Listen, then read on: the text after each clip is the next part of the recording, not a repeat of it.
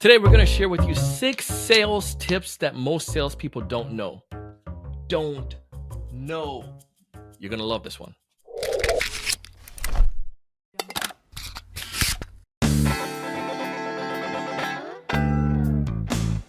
Hey, everyone. Welcome to another great episode of the Sales Evangelist Podcast.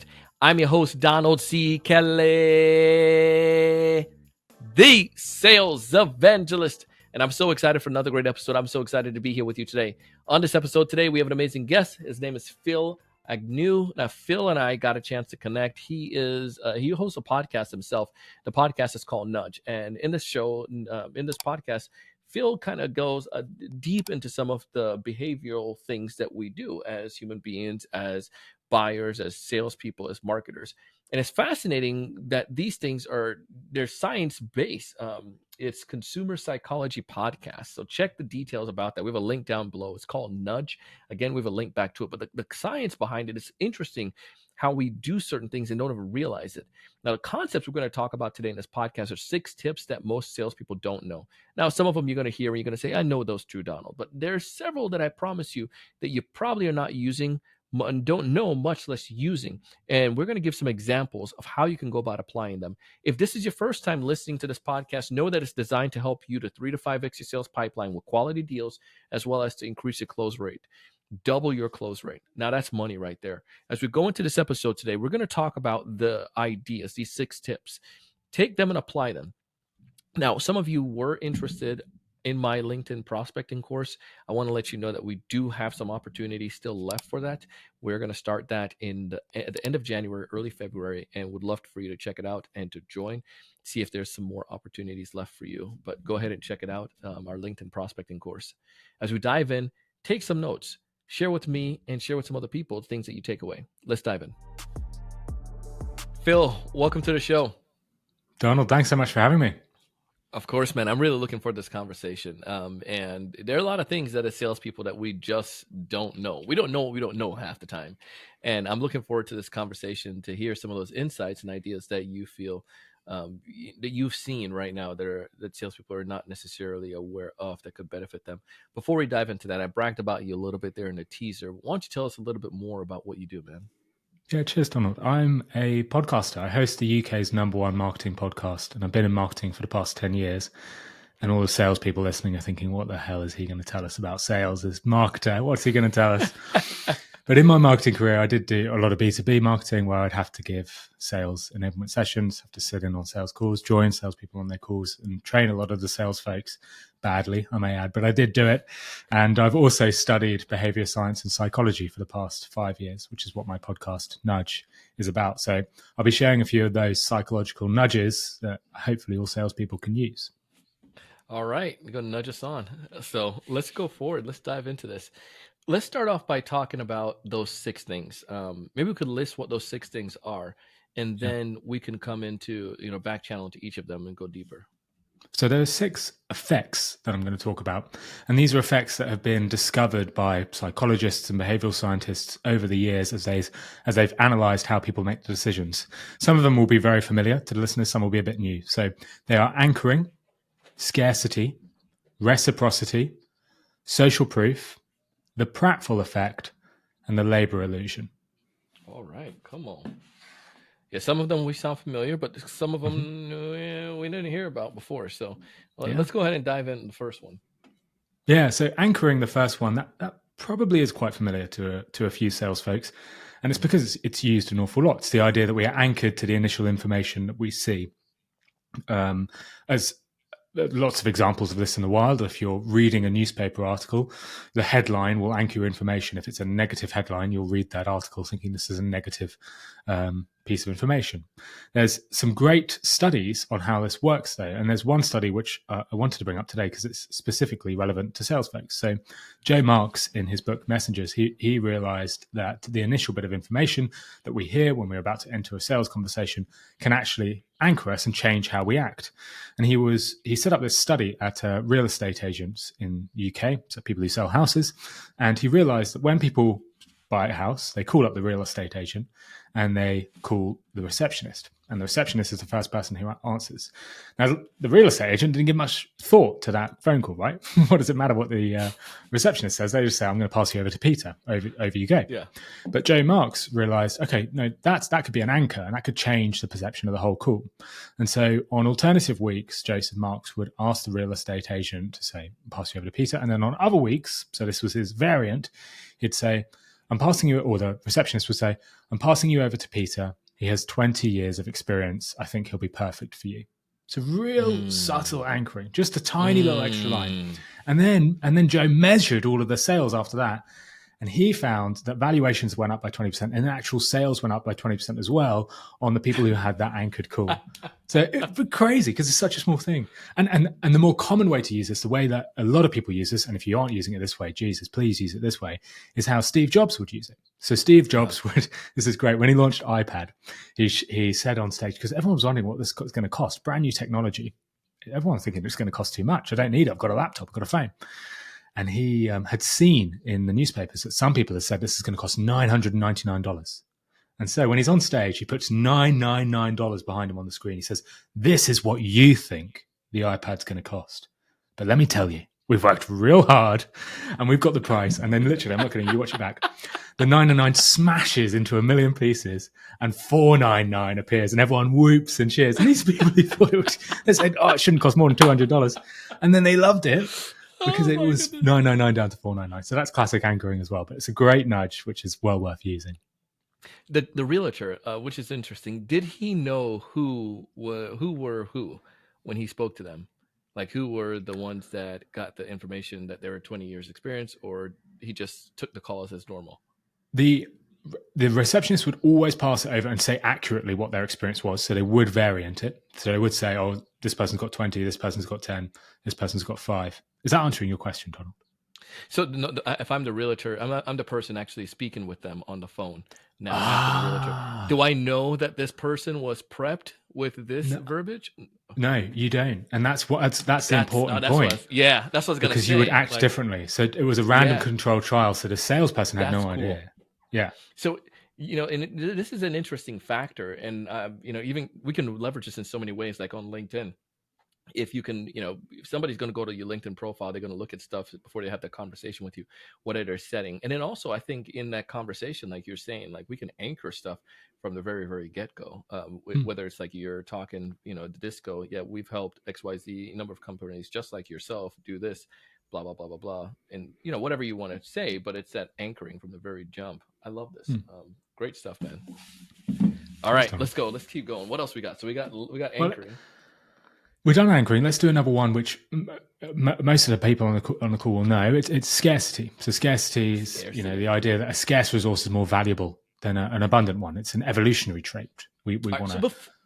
You mentioned evolutionary trait on this, but before we dive in, because I'm going to say, this is a skepticism in me. I'm going to say, but bro, I already know what you're doing with scarcity. I'm the prospect. I'm like, is that really going to work? Is scarcity really working? And you will teach me now.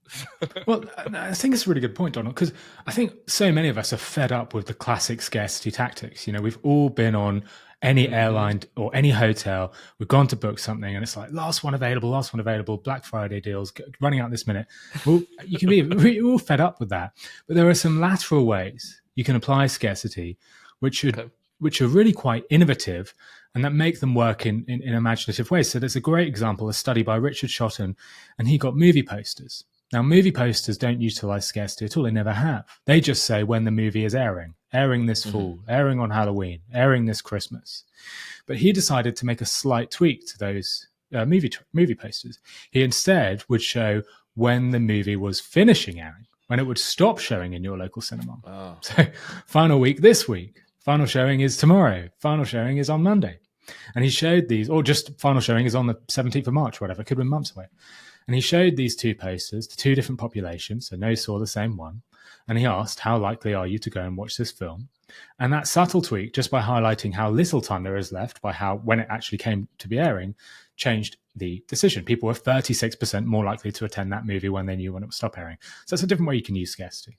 It's a different way. And you can leverage it in different ways. Salespeople, rather than just saying this is the offer we've got at the moment, you can say when the offer will end, not necessarily pressurizing sales taxes, scarcity taxes. But let me give you another one as well, because there's another great example, which is from soup sales.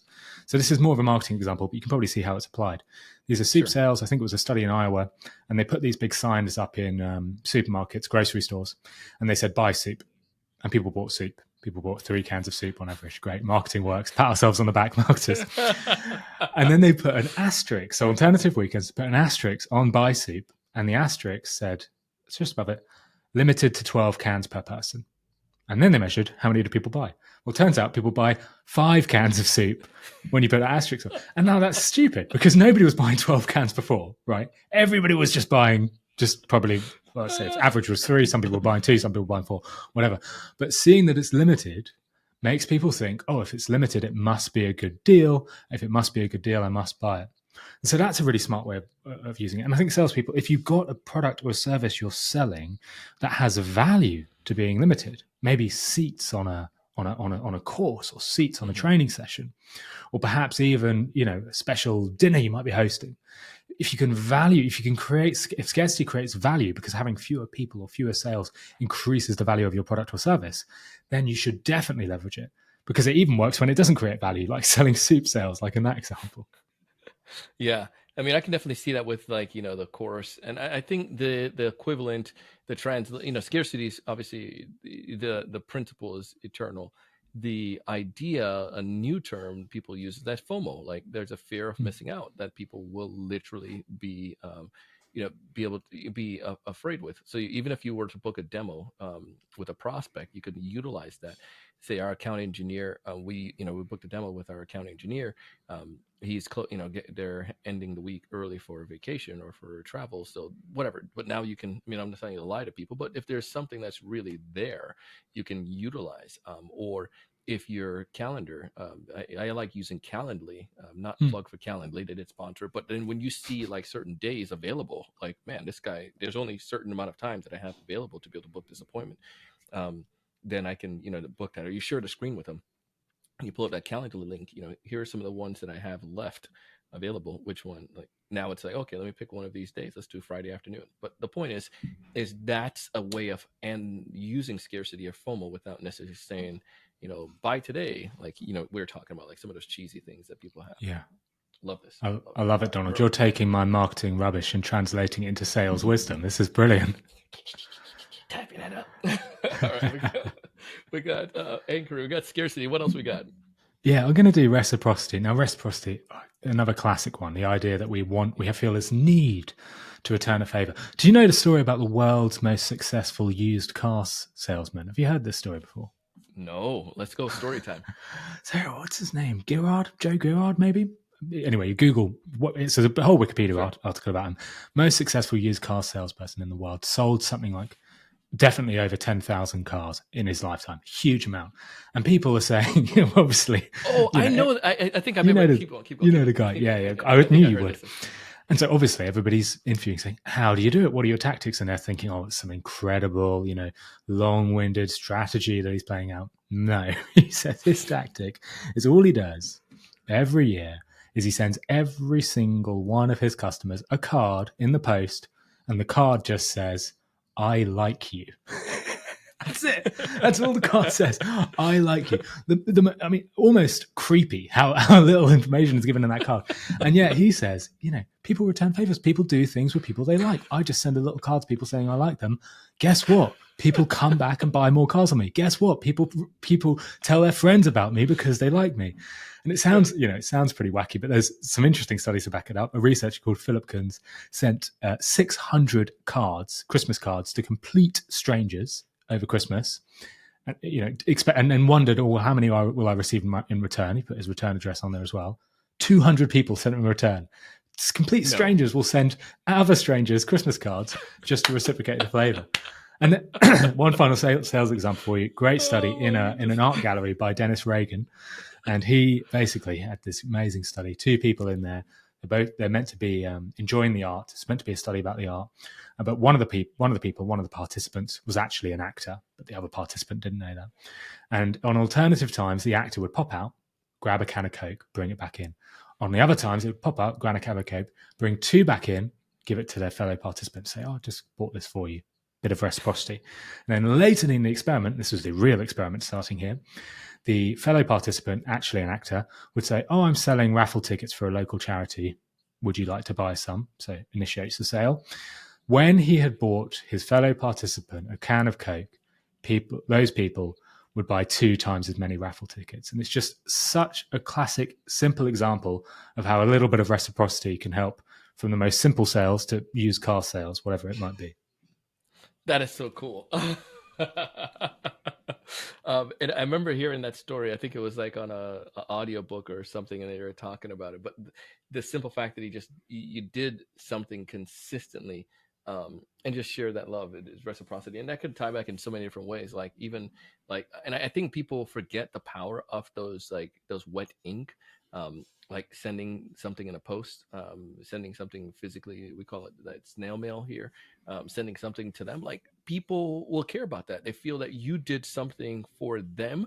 And it also comes back to this idea, like it's, you know, it at least put back, and I think that's in some way kind of anchoring, but it puts back in my mind that who is the best salesperson, who's the best car person for me to go buy something from. I need to buy it from this guy because he helps me out or whatever. Anyways, I like that. This is awesome. Thanks, all right, we get into some of the ones that we are not necessarily too familiar with. Number 4. Yeah, so this is social proof. So many of you will know this one.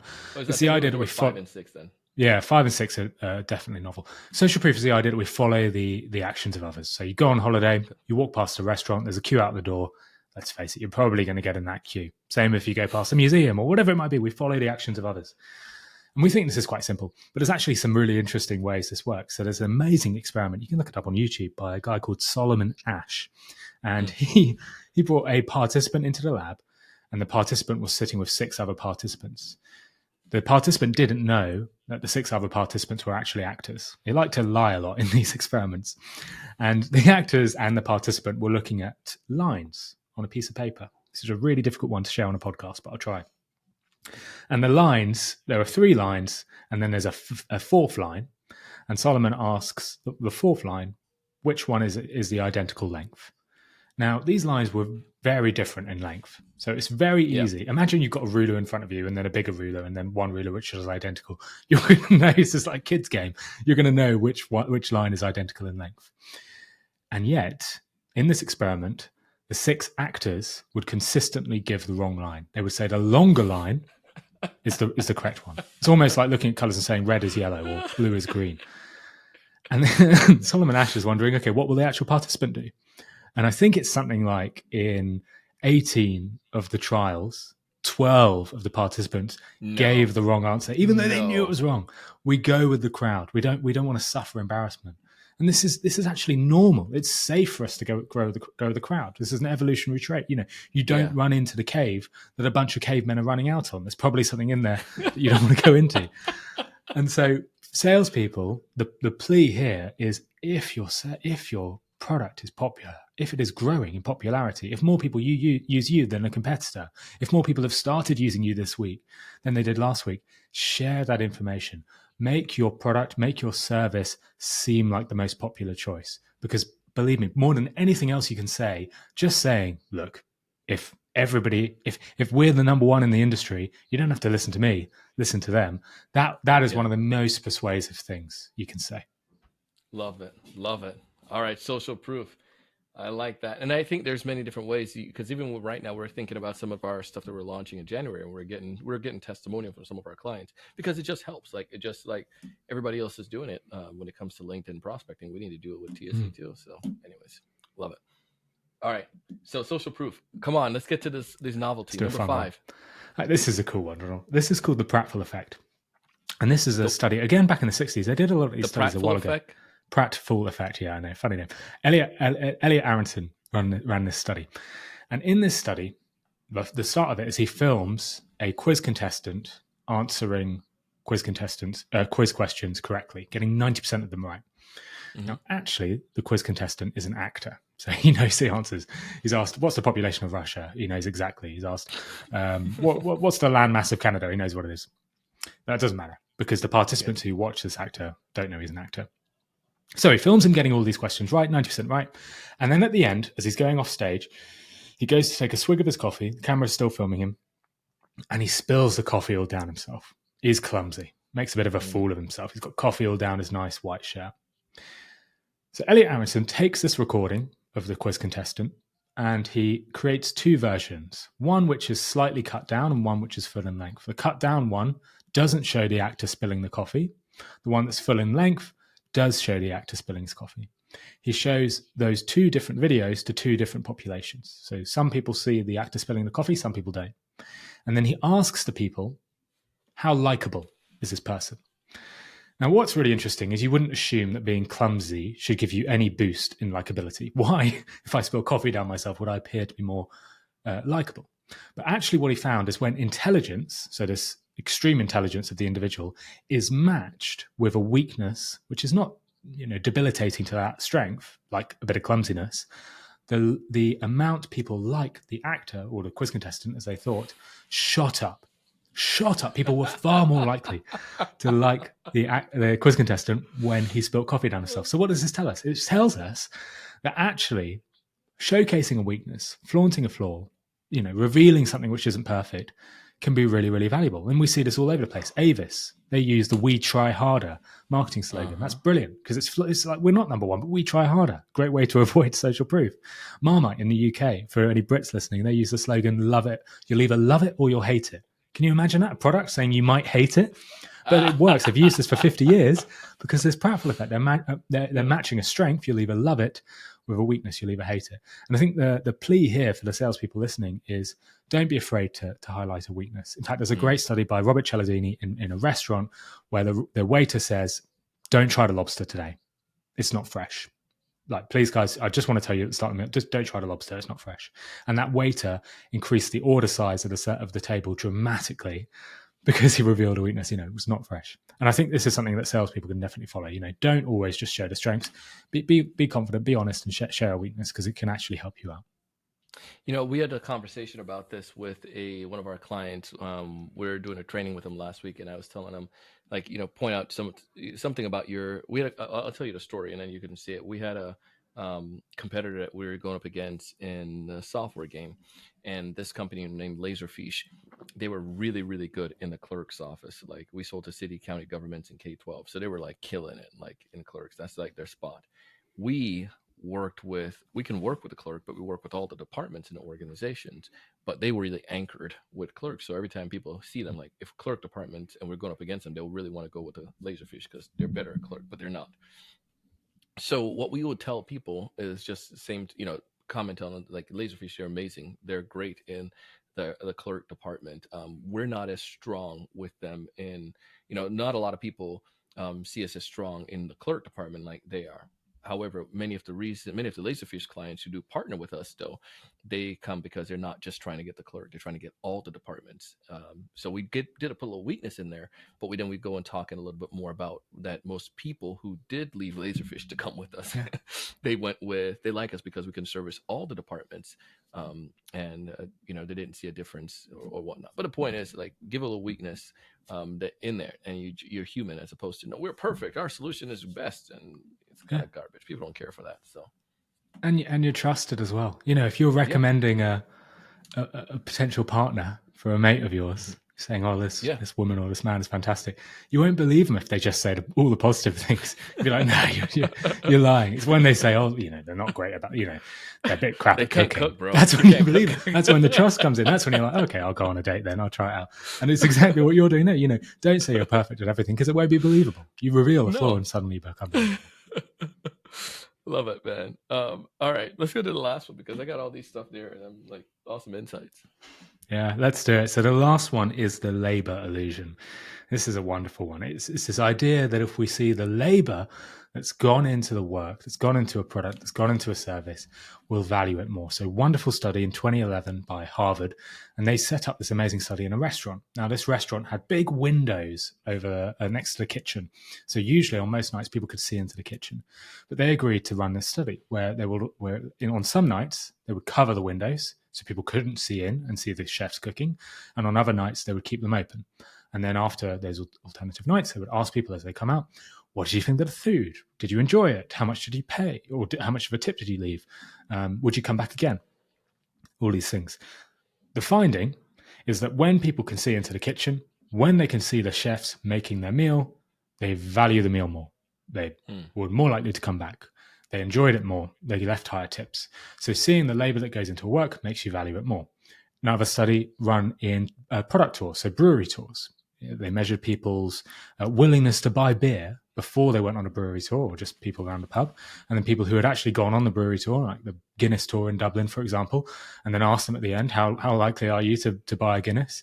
And it doubles. People are 2 times more likely. They double their purchase intent just because they're seeing behind the scenes. And you can say there's a bit more of that. There's mere exposure. They're more exposed to the brand. But seeing the work that goes into something makes it value more. And I've tested this out myself. So on my show, Nudge, I run a lot of these tests to really see if they work. And I ran a Reddit test. I love running Reddit tests because it's quite cheap and it's really easy to do. So I created 2 ads. One, which said, learn 6 memorable marketing lessons. It was my end of year show from last year. That was the control. I mean, I hope people would listen to that, but you know, I like the number 6, so it's my go-to. But the other, Donald, and maybe we should use this for this episode because the other was a bit different. Again, it was looking back on my year of shows, so I'd done quite a lot of work for it, and I wrote on the other advert. I said, I've spent 480 minutes listening to marketing experts this year. Here are the 6 lessons I've learned. So one just talks about the benefit, one talks about the benefit, but matches it with the effort I put in. And that one with the effort made people 45% more likely to click my ad. So the takeaway here is just share the efforts that's gone into creating your work. If you sell tech, talk about the lines of code written, the amount of people in your engineering team, the amount of time they've spent working on this new feature, the patents that you've got, the time you spent working weekends. Even if you're a solo founder, talk about your story, the 10 years in the making. Sharing the effort makes people value your product or service more. We went to Haiti. We went to the Dominican Republic for our honeymoon. There was a painter, a painting factory. They had these painters from Haiti. And what they did, they took us into the factory and they showed us these guys painting these pictures. And they showed talk about how long they paint and how much work goes into these canvases. And you were buying, weren't you? It's above it's in our room right now. Yeah. And you know exactly why. I thought it was like, oh, this is cool. But you can see the reason behind that. It's like, okay, this is legit. These guys are doing this. This is a lot of work goes into this. It's value. And I think that's the other part, the value. We were willing to pay for the value. If we saw the painting on the wall, you want to buy this, we wouldn't want to buy it. Yeah. But I think it was, on our side, we think it's an entertainment factor, which I would lean towards, like at a Cheesecake Factory. You see behind the glass there, or P.F. Chang's, or like some of these spots. One of our favorite noodle restaurant, ramen restaurant down here, like they do that as well. You can see the open kitchen. But with that though, it does go back to say like that food is fresh, or it's good, or they put a lot of work into it, or it looks good. So yeah, we're going to pay a little bit more to go to Kapow. So it's boosting that trust as well. And I think the thing that's worth saying here is this isn't manipulative. This is good. It's useful for consumers to see behind the scenes because you are making a better decision. Donald, when you bought that picture, you could, if you'd bought that picture without doing all of that, who knows? It could have been drawn by AI. It could have been, who knows where it come from? It could have been one of like hundreds of identical pictures or similar styles that they're just spewing out. But you go behind the scenes, you actually see how it's made.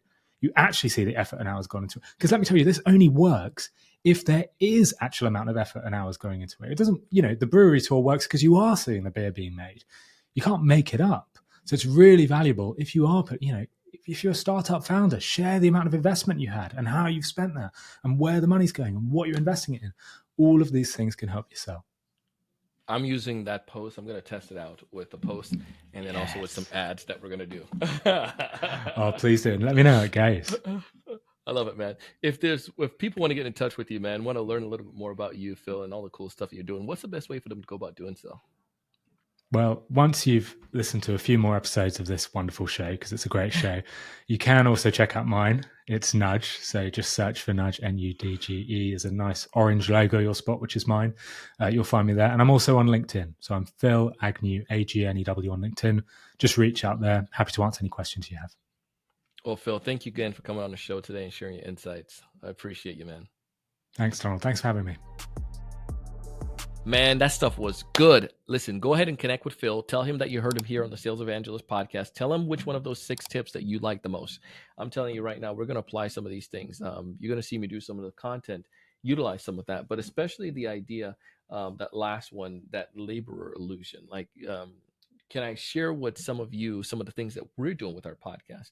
We're going to use that in some posts, but I've done 1,700 podcast episode, and the average podcast episode will take about 30 minutes. So you think about how much minutes that I've put into the podcast for you, so you can have great value in it. I would love for you, if you don't mind, taking this episode, just this one, and sharing it on social. That would just make me greatly appreciated on that. Listen, that's all I want for Christmas from you. Thank you so much. And obviously to buy a bunch of our programs. As always, I want you to thrive and succeed. I want you to raise your level of thinking. Check out our sponsors. Check out our LinkedIn prospecting course. It's dope. I promise you we're going to give you some great value from it and help you to 3 to 5x your sales pipeline. We have a limited number of people that we have in our cohorts, and I'm being truthful on that. No tricks here. You can go back and check it out.